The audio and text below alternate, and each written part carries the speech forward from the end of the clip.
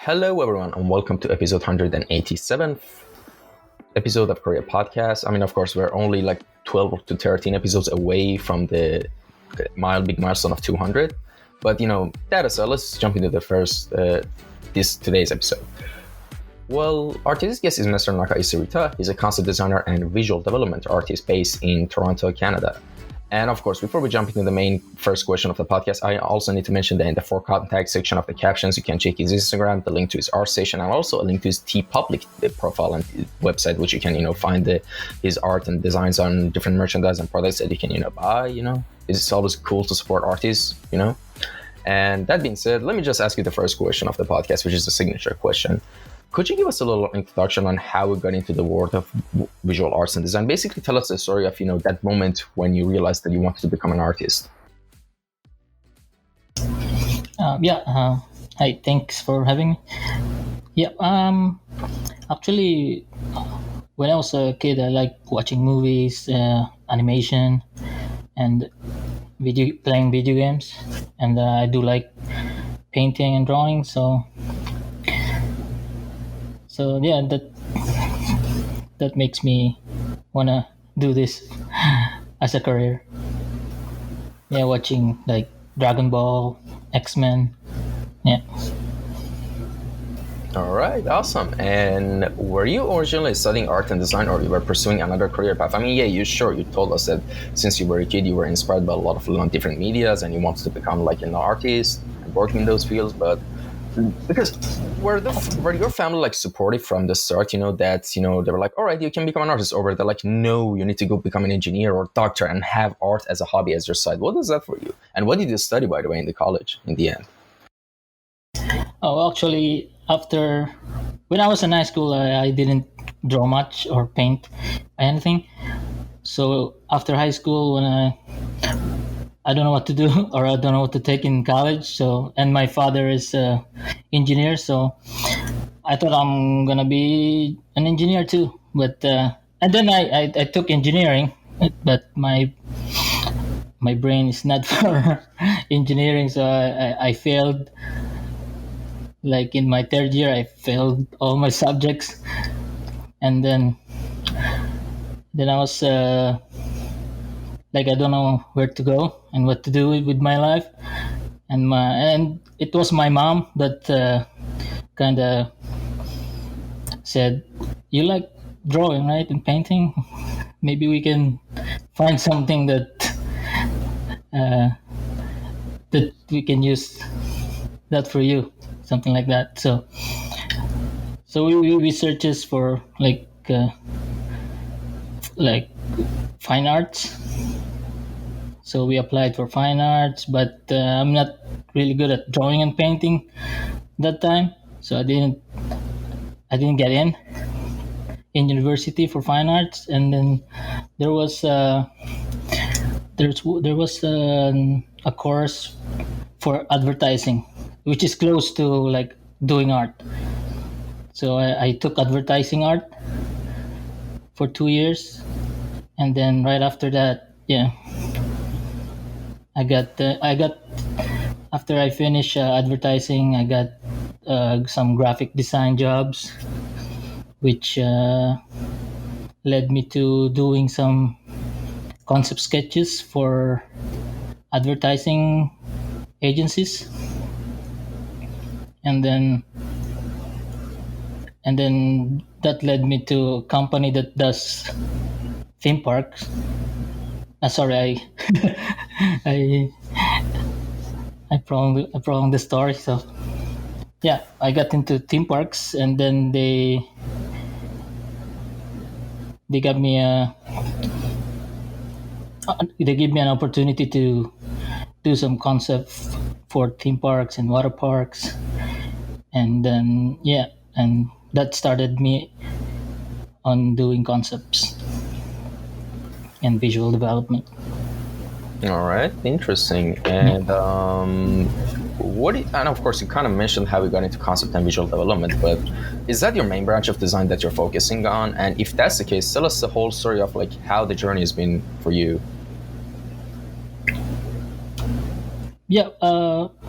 I actually want to to get into like film, animation, movies, and video games, and then after doing theme parks and water parks for I think almost 8-9 years, and then 3 years ago I got some gigs from some video games. So yeah, and then I shifted now to doing video games. So I And joined a studio doing video games. all right. And what were some of your favorite video games growing up? Actually, like I'm curious.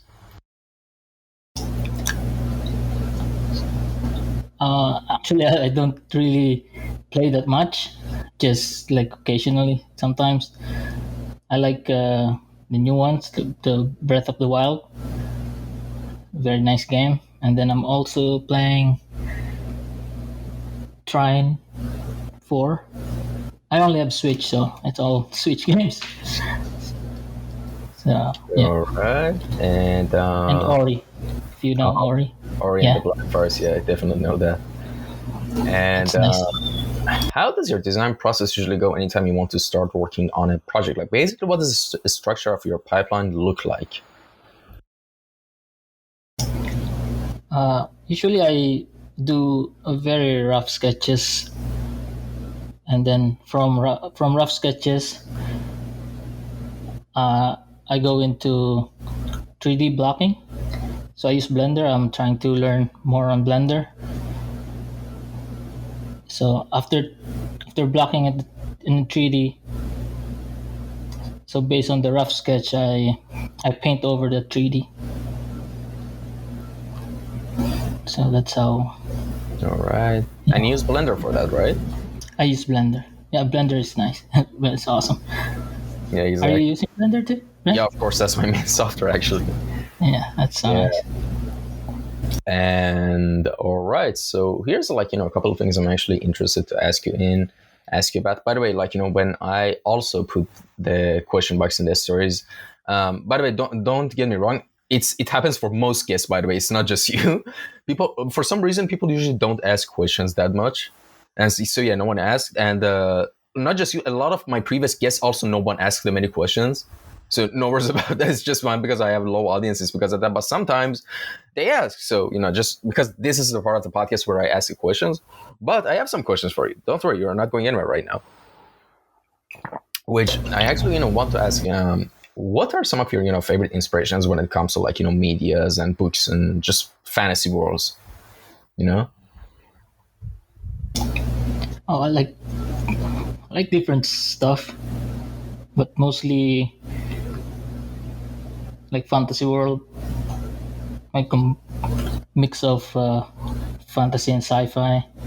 I like mixing, like mix of culture or like landscape of different like side of the world.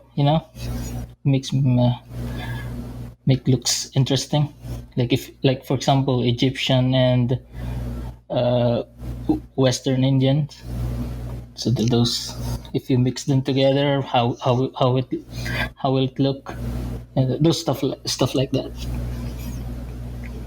All right. And we talked about inspirations. Now there's something else. Who are some of your favorite artists and designers that have inspired you the most?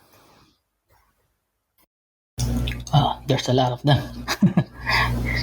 Actually, when I started like searching and exploring about this concept art thing, I stumbled upon this YouTube.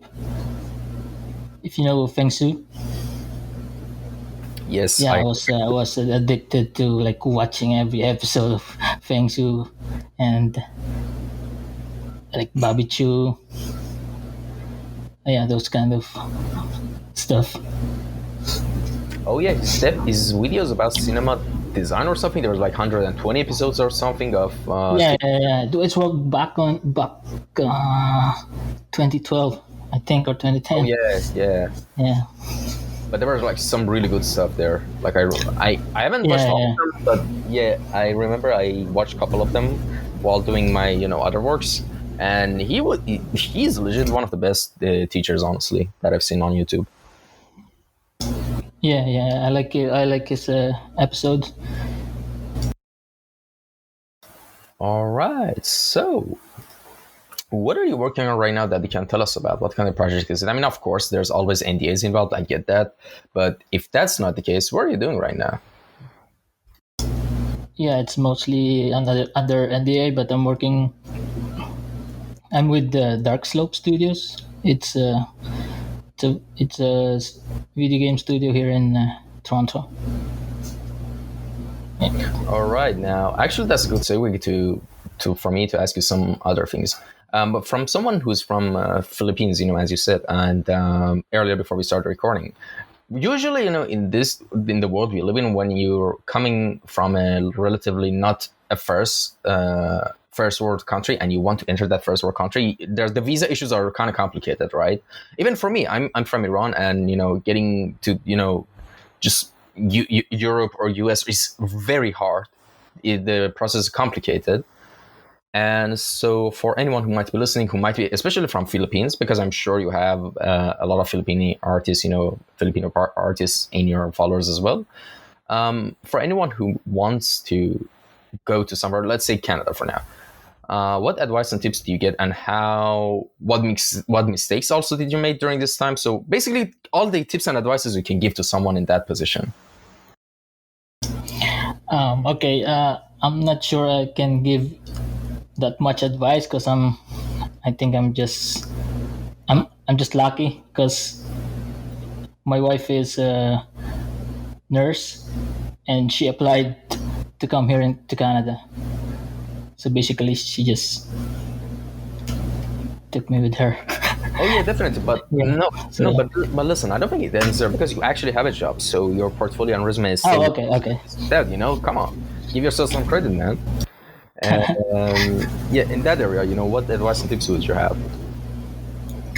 But I know some artists that came from Philippines and who applied here. So I think just make sure you are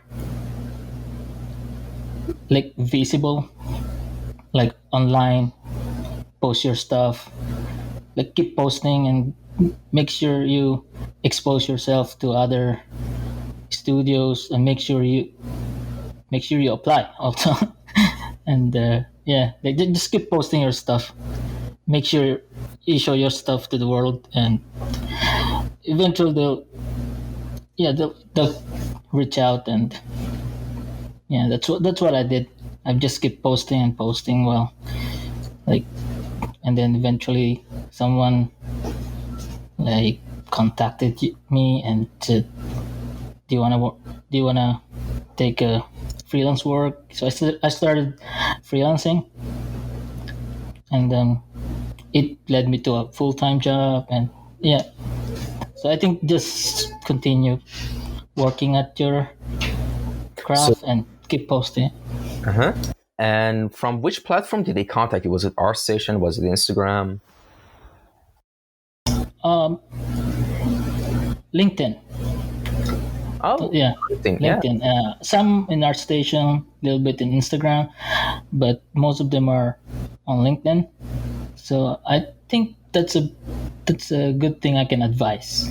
Also, post your stuff on LinkedIn. Be active on LinkedIn. Yeah, actually, I'm active on LinkedIn as well recently. I post my stuff like on Instagram. I just post it there because what do you have to? Nothing. Just post it. Yeah. It's your work anyway.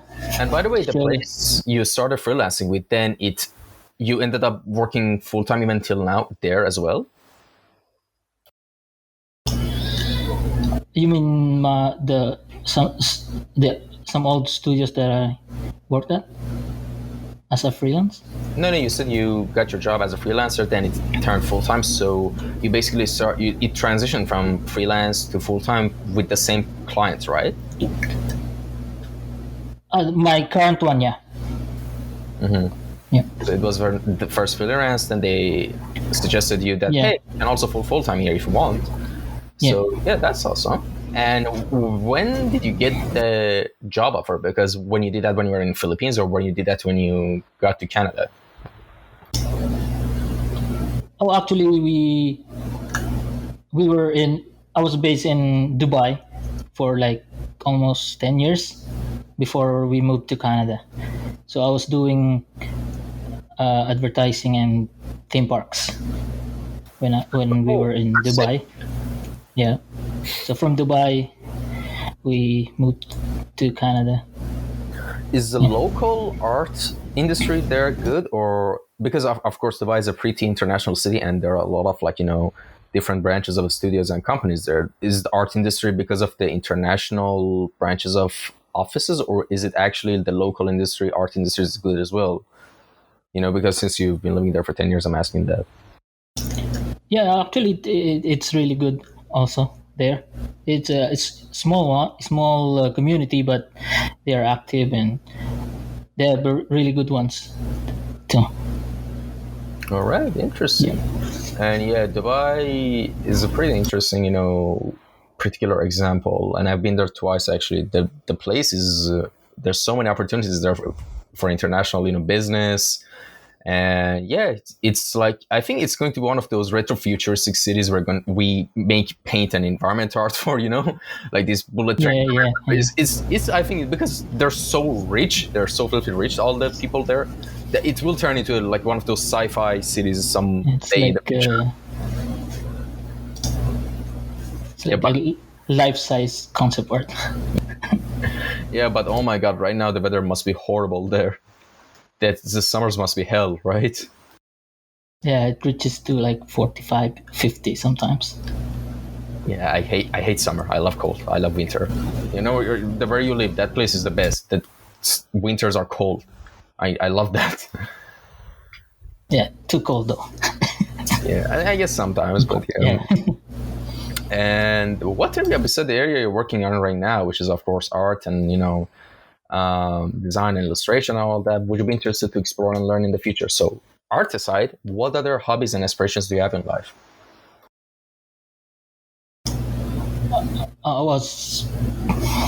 I like playing basketball, but I don't have the height and the skills for that. So, and that's it. And then art. Yeah, Oh just wow, basketball and art. that's really interesting.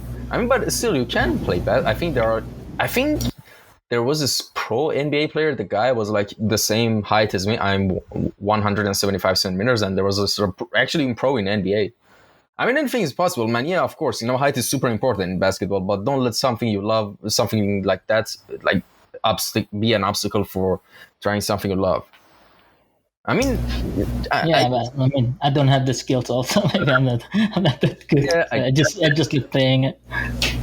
yeah, fair enough. And here's the thing: is there any I was wondering, was it Philippines or Indonesia? I don't remember exactly, but I remember there was this cultural thing that was super similar with the cultures in Middle East, where there was this internet cafes everywhere, like game net cafes in Philippines as well, where kids after school go and play Counter Strike, Dota, and stuff like that. Do you have any fond memories of going to those cafes when you were like a teenager, let's say? When I was teenager, it's because I'm kind of old. It's arcade and video games, not really internet cafe. It doesn't. Yeah, because it was like in the Early 2000s, yeah. 90s and early 2000s. So Oh yeah. Counter Strike is really new that time. So we usually go and hang out in a video arcade, play Street Fighter and those kind of stuff. Yeah. Oh yeah, I can totally imagine that. Yeah, like Sega Genesis and Nintendo and all that good stuff. Yeah. All right. I think we reached the final question and section of the podcast, which is called time capsule. Actually, this is the first episode that I've officially changed the name of this question, because before that it used to be like final words, which was kind of stupid because I've never titled it that way in any of the graphics of the podcast. All right, but let me explain what actually the time capsule section entails. I think you already said that you've watched some of the episodes of the podcast previously. before you came on this recording, but let me just explain it quickly.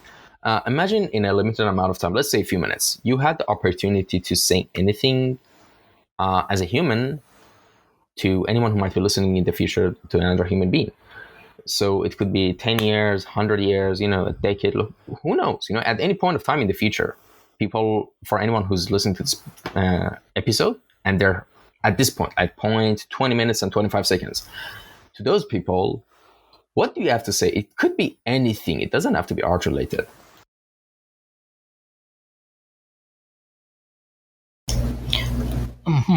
That's a big responsibility thing to.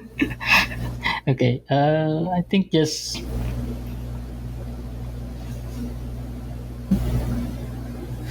keep doing what you love, as long as you don't like hurt anyone or stuff like that. So just be yourself and keep doing what you love. I think that's all I can say. I know, no worries. I'll listen. Because here's the thing: because of this whole motivation and hustle culture, all the good advice have been turned so cliche. So people usually, whenever I ask them this question, they're kind of hesitant. They're like, "Oh no, I don't want to say something too cliche. It's fine." Yeah. Like, because everyone has a different way of saying it, and I think that's kind of interesting, Yeah. And no worries, man. That was a really good, awesome answer. And all right. Thank you so much for coming by for this episode. Where can people contact you if they had any questions? Is there an Instagram account, okay? Yeah, I'm always active on Instagram, so you can just reach out to me anytime. Right. Of course, awesome. I put the link down to your ID of your page in the captions as well, so people can easily find that. And again, thanks so much for coming by. It was a real pleasure. And thank you to anyone who tuned in and listened to this episode as well. Thank you so much. My pleasure, man. And to anyone who watched this and tuned in and enjoyed this, if there's any comments or suggestions or critiques, please do let me know in the comments down below, or you can send it to me, hit me a DM on my the podcast's personal page. Nothing gets left unread. I check everything. And well, with that being said, take care everyone, stay safe, and I'll see you next episode. Bye.